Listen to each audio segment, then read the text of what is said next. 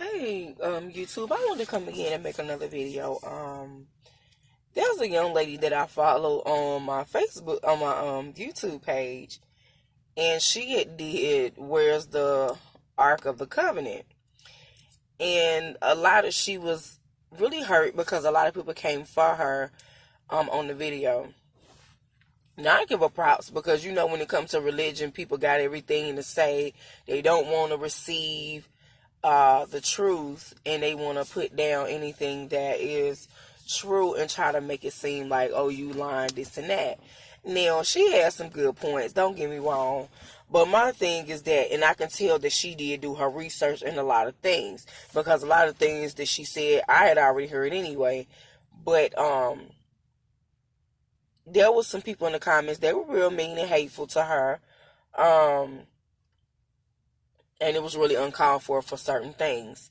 Now, when we do videos about the Bible and about God and about Jesus and about things that have to do with religion, period, you have to study, and make sure what you're saying is the truth.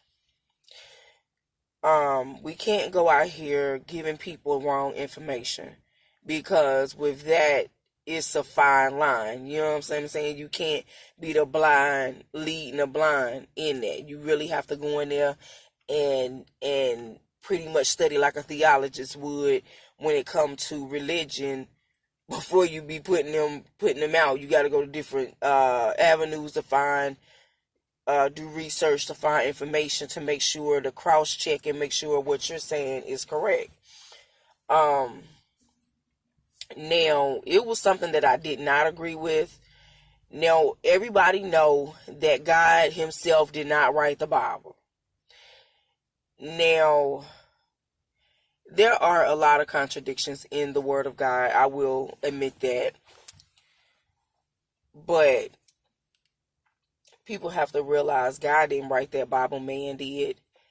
And a lot of things from the time that what God put out there and had people to put out there have got misconstrued. It has got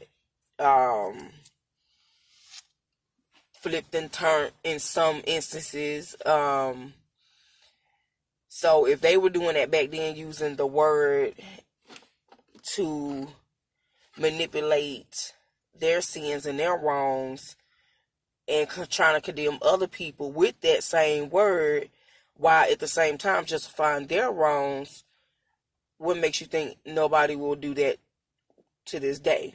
You know what I'm saying? So we have to be ever so careful, even with certain things, because people will do that today, and they will try to use it to their advantage. You see what I'm saying? That's just like the origin of the Bible and Jesus pretty much came from slavery, because at that time, white people, the slave owners, were using it to flip and twist the scriptures to control the slaves.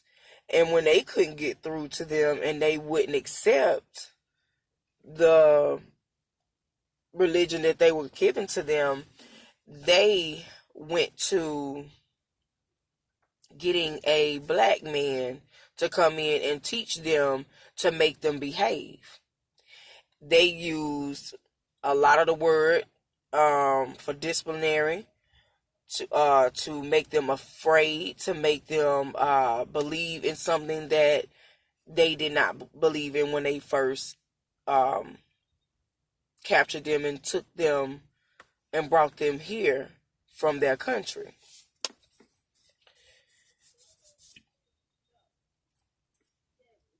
So pretty much, honestly, you have to know where the Bible originated from.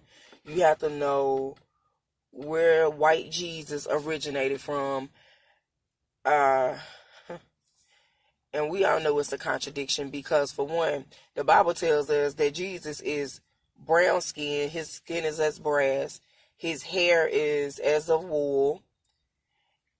That means he black. And he got, I ain't gonna say nappy hair, but he got black folks' hair. And every picture that we have seen of Christ has been white. And we know that's wrong. So that is pretty much a contradiction right there, but, all in itself. But at the end of the day, let me get back to what I did not agree with her. What I didn't agree with was the fact that she was like, when you spare the rod, I don't agree with you spare the rod, you spoil the child.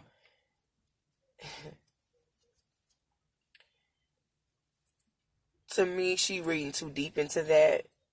It says what clearly it says. Spare the rod, which a rod is for discipline. And you spare the rod, you spoil that child.